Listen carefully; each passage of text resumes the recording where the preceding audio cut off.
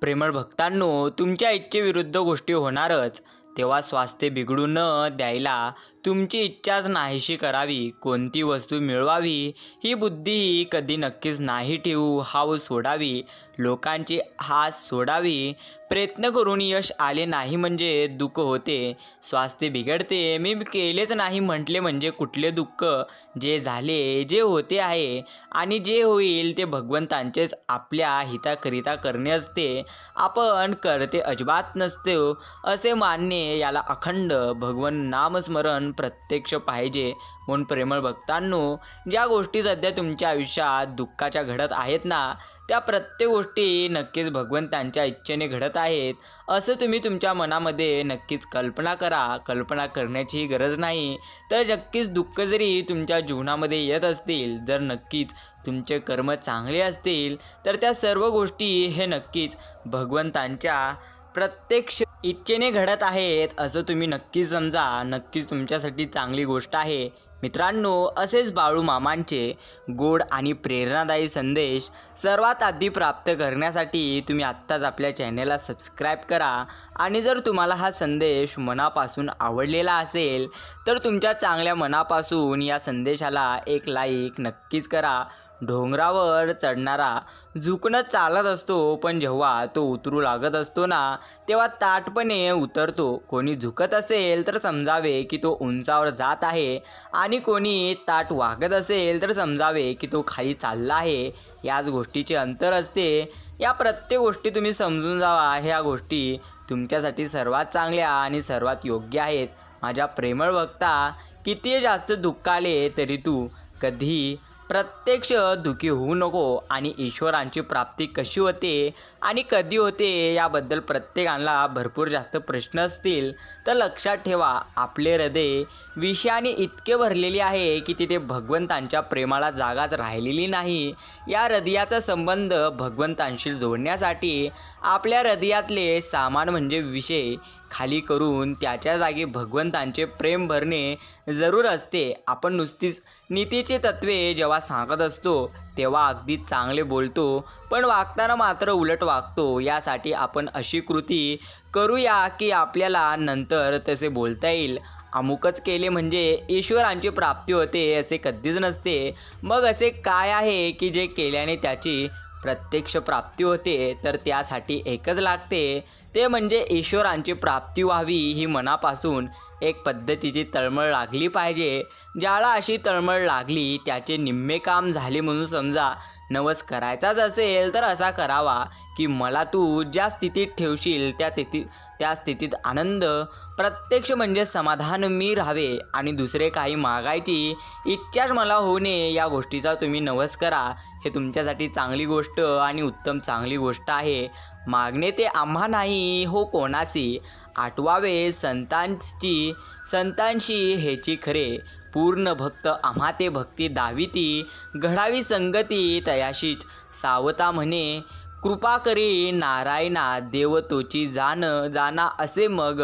मित्रांनो, अनेक संतांनी आपल्याला भरपूर चांगल्या गोष्टी सांगून ठेवलेल्या आहेत की ईश्वरांची प्राप्ती करायचीच असेल तर मूल्य म्हणजे ईश्वरांची प्राप्ती करण्यासाठी तुम्हाला धनाची आवश्यकता नसते. आणि सर्वात मोठी गोष्ट तुमचा ब्रह्म आत्ताच मी तुमच्या मनातून बाहेर काढून टाकतो. ती गोष्ट म्हणजे ईश्वरांपुढे उदबत्त्या लावले, चांगले नैवेद्य दाखवले, पण तुमच्या मनामध्ये जर तुम्ही वाईट नक्कीच विचार ठेवत असाल, आणि सर्वात मोठी गोष्ट इतर व्यक्तींना जर तुम्ही दुःख देत असाल, तर नक्कीच तुम्ही समजून जावा की आयुष्यात प्रत्यक्ष ईश्वर प्राप्ती तुम्हाला कधीच होणार नाही. कारण भगवंत सांगतो, तुम्ही आमच्या मंदिरात या किंवा नका येऊ, तुम्ही आमची भक्ती करा किंवा नका करू, परंतु एकच गोष्ट तुम्ही करा, ती म्हणजे निस्वार्थ मनाने आमचे नामस्मरण करा. ते जरी नाही जमले तरी देखील चालेल, काही हरकत नाही. पर तुम्ही चांगले कर्म करा, चांगल्या पद्धतीने प्रत्येक व्यक्तीला तुम्ही मदत करा. हे तुमच्यासाठी चांगली गोष्ट आहे. जर तुम्ही अशा पद्धतीने वागाल तर तुम्हाला भगवंतांना हुडकण्याची गरज अजिबात नाही, तर स्वतः भगवंत तुम्हाला हुडकत येतील. हीच मोठी गोष्ट. नामस्मरणाने मनासारख्या गोष्टी घडत नसतात, तर घडणाऱ्या गोष्टी मनासारख्या वाटत असतात. उत्तर म्हणजे काय ते प्रश्न पडल्याशिवाय समजत नसते. जबाबदारी म्हणजे काय त्या नक्की सांभाळल्याशिवाय समजत नसते. हेच अंतिम सत्य. आपण आपल्या या आयुष्यात कदापिही आभार व माफी मागायला विसरू नये, कारण यामुळेच माणसे जोडली जातात व शत्रू हे निर्माण होत नसतात. हीच मोठी गोष्ट आहे. प्रेमळ भक्तांनो, किती दुःख आहे यापेक्षा भगवंतांनी आपल्याला किती प्रमाणात आपले एक चांगले मन दिलेले आहे, किती चांगले माणसं आपल्याला दिलेले आहेत हे तुम्ही बघा. कारण लक्षात घ्या, दुःख हे आज ना उद्या जातच असते. माणसाच्या जीवनामध्ये दुःख पूर्ण काळ कधीही राहण्यासाठी येत नसते. आज जरी दुःख असले तरी येणाऱ्या काळात मात्र त्या दुःखांचा 101% अंत होत असतो. म्हणून कितीही जास्त दुःख असली तरी तुम्ही घाबरू नका. ईश्वरांची निस्वार्थ मनाने तुम्ही नाम घ्या. हेच तुमच्यासाठी सर्वात चांगली आणि उत्तम गोष्ट आहे. माणसाच्या पायाला लागलेली ठेच हे पुढचा रस्ता जपून चालायला शिकवते, तर मनाला लागलेली ठेच हे तुम्हाला जपून जोडायला प्रत्यक्ष माणसं शिकवत असते. ठेच कुठेही लागणार, पण प्रत्यक्ष अनुभव जो देत असती गोष्ट ती प्रत्यक्ष ती गोष्ट अनुभव भरपूर प्रमाणात चांगले आणि सर्वात मोठे अनुभव देत असते. म्हणून किती जास्त दुःख आले तरी तुम्ही घाबरू नका. प्रत्येक वेळी तुम्ही जीवनामध्ये चांगल्या पद्धतीचे विचार करा. चांगल्या माणसांची तुम्ही संगत जोडा. हेच तुमच्यासाठी चांगली गोष्ट आहे. जीवनात किती वाईट प्रसंग येऊ द्या, तुमचं चांगलं वागणं तुम्ही कधी सोडू नका. थोडा उशीर लागतो, पण लक्षात ठेवा, विजय हा नेहमी भगवंत सत्याचा करत असतात. विचार, मन आणि माती यांना योग्य वेळी आकार दिला नाही तर चिखल 101% होऊन जातो. पायाला लागलेली ठेच तुम्हाला पुढचा रस्ता 101% दाखवून जाईल. मित्रांनो, भगवंत सांगतात, माझ्या प्रेमळ भक्ता, तू तुझं मन नक्कीच चांगलं ठेव आणि लक्षात घे, तू तुझं भविष्य नाही बदलू शकत, परंतु तू तुझ्या सवयींना 101% बदलू शकतो आणि निश्चिंतपणे तुझ्या सवयीमुळे तुझे भविष्य एका क्षणात बदलून जाऊ शकते. चांगले काम करताना बदनामी झाली तरी घाबरू नको, कारण बदनामीची भीती त्या लोकांना असते ज्यांच्यामध्ये नाव कमवायची कधीच हिंमत नसते. प्रत्येकाच्या आयुष्यात स्वार्थी माणसं यायलाच हवी, त्याशिवाय निस्वार्थी माणसांची किंमत आपल्याला समजणार नाही. जर आपल्याला प्रत्यक्ष आपण एखाद्या मोगऱ्याच्या झाडाकडून जात असलो तर त्या मोगऱ्याच्या झाडाकडे नक्की आपण जात असताना आपल्याला जो सुगंध येतो तो सर्वात चांगला सुगंध येतो. याच ठिकाणी जर आपण नक्कीच विसरलो की पुढे बाभळीचंही झाड आहे, तर नक्कीच त्या बाभळीचा काटा खाली पडलेला आपल्याला टोचून जातो. याचे कारण म्हणजे आपण तो सुगंध प्रत्यक्ष मोगऱ्याच्या झाडाकडून घेतलेला होता आणि बाभळीच्या झाडाकडूनही आपण हीच अपेक्षा ठेवलेली होती की याचा देखील अशा पद्धतीने सुगंध येईल. म्हणून लक्षात ठेवा, जर तुमच्याकडे आताही चांगली माणसं असतील तर तुम्ही त्यांना जपा, पण ही गोष्ट कधी विसरू नका की ही नक्कीच व्यक्ती चांगली आहे, पण प्रत्यक्ष पुढे येणारी व्यक्ती कसली आहे हे मात्र आपल्याला माहिती नसते. म्हणून नक्कीच या जगामध्ये कोणीही तुम्हाला दुःखी प्रत्यक्ष करत असेल तर निराश होऊ नका.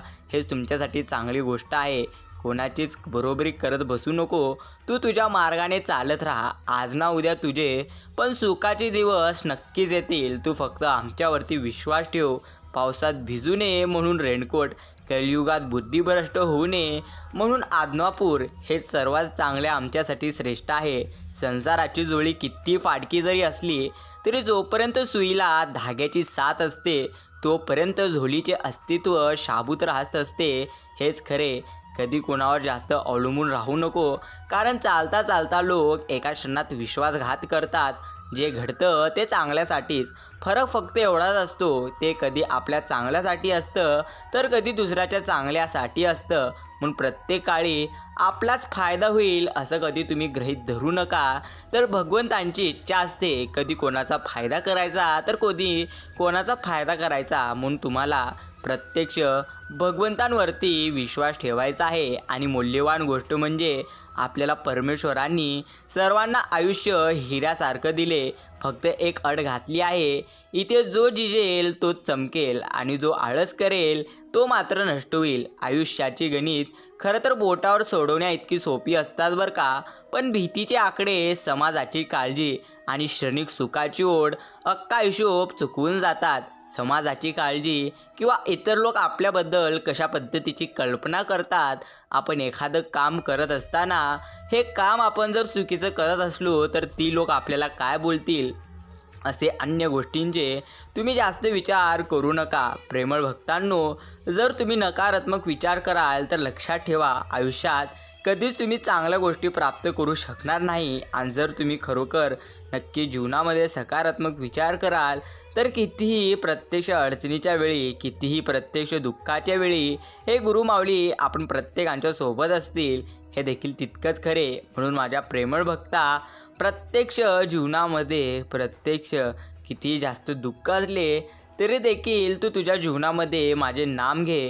हेच तुझ्यासाठी सर्वात चांगली आणि योग्य गोष्ट आहे. मी आहे ना, हे शब्द एखाद्या मंत्रापेक्षाही जास्त मनाला बळ देत असतो. आणि हे मंत्र तुम्ही देखील इतरांना सांगा. मी आहे तुझ्या पाठीशी, तू काळजी करू नको. असं जर तुम्ही खरोखर एखाद्या व्यक्तीला म्हणाल, आणि सर्वात मोठी गोष्ट, फक्त म्हणू नका मी आहे तुझी, नक्कीच तुला प्रत्येक अडचणीच्या काळामध्ये मी तुला मदत करेल, फक्त असं म्हणू नका, तर प्रत्यक्ष त्याला तुम्ही मदत करा. हे नक्कीच तुमच्यासाठी चांगली गोष्ट आहे. जीवन म्हणजे एक विचित्र शर्यत असते. आपण इथे जिंकलो तर आपली माणसं मागे राहतील, हरलो तर आपली माणसं सोडून जातील. पण कितीही अडचणी जरी आल्या तरी आपण आपलं चांगलं वागणं कधी सोडायचं नसतं. कधी आपण त्या लोकांचा विचार करण्यात वेळ वाया घालवतो जे आपल्याबद्दल एक सेकंदी विचार करत नसतात. मग लक्षात ठेवा, जी माणसं तुम्हाला तुमची वाटत असतात व जी माणसं तुम्हाला तुमची मानत खरोखर असतात, त्या माणसांवर तुम्ही जीवापाड प्रेम करा. पण जी माणसं तुमच्यासाठी एक सेकंडी विचार करत नाहीत, त्यांबद्दल विचार करणं म्हणजे व्यर्थ. पण भगवंत सांगतात, माझ्या प्रेमळ भक्ता, या आयुष्यात कोणत्याही स्थितीत आणि कोणत्याही परिस्थितीत तू कशाही पद्धतीचा विचार करू नको. जितका जास्त तू विचार करशील तितके जास्त तुझे डोके थकेल. म्हणजे लक्षात घ्या, माणूस ज्या पद्धतीने कामाने थकत नसतो व कष्टाने थकत नसतो, माणूस त्यापेक्षा जास्त हे त्याच्या अतिविचाराने थकत असतो. म्हणून अतिविचार टाळा आणि जीवनाला प्रत्यक्ष आनंदाने जगा. नंतर रडून काय उपयोग असेल बरं. माणूस सोबत असताना आपण त्याला कधी समजून घेण्याचा प्रयत्नच करत नसतो, तर मग नंतर तो गेल्यानंतर रडून तरी काय उपयोग राहणार, याचा नक्कीच तुम्ही विचार करा. माणूस नजरेआड होणं म्हणजे हरवणं असं नक्कीच असतं का? कधी हवं ते माणूस नजरेसमोर असूनही हवं तसं प्रत्यक्ष समोर नसणं म्हणजे हरवणंच असतं, हे देखील खरे. वेळेने एक गोष्ट मात्र शिकवली, कोणत्याही नात्यात राहायचं असेल तर लिमिटमध्ये राहायचं. लिमिटच्या बाहेर जर तुम्ही तिथे राहाल तर तुमची प्रत्यक्ष किंमत तिथे कमी होऊन जाईल. जगात तुमचे म्हणून गैरफायदा घेणारे जास्त आहेत. सौंदर्याचा गर्व असण्यापेक्षा संस्काराचा अभिमान असावा. मान श्रीमंतीचा असतो, गरिबांना नाही.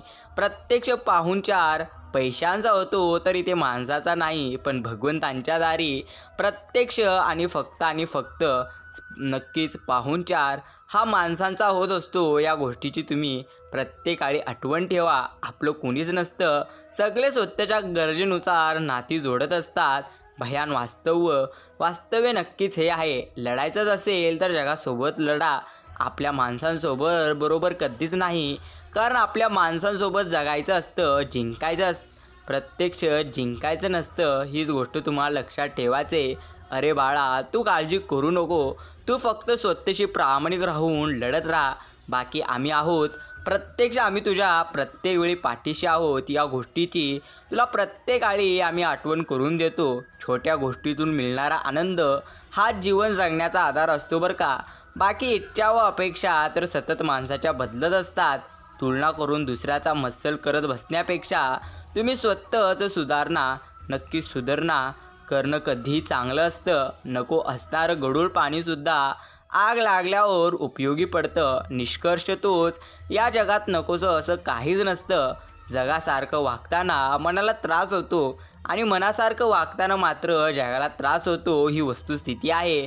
पण तुम्ही तुमच्या मनासारखं वागा, कारण लक्षात घ्या, हे आयुष्य तुमचं आहे तर नक्की इतर लोकांचे नाही. म्हणून ज्या पद्धतीने परिस्थिती येईल त्या परिस्थितीनुसार तुम्ही नक्कीच प्रत्यक्ष वागा. हे तुमच्यासाठी कधीही चांगली गोष्ट आहे. दुसऱ्यावर हसणे खूप सोपे असते, पण दुसऱ्याकरिता रडणे हे फार अवघड, कारण त्यासाठी अंतःकरण निर्मळ असावे लागते. हे सत्य भलेही जमाना कागदाचा होता, पण पत्रातल्या भावना नक्कीच किमान 2-4 महिने तरी टिकायच्या. आजकाल तर आयुष्यभराच्या आठवणी 1 सेकंदात डिलीट होतात. हे देखील खरं सत्य होत जात आहे.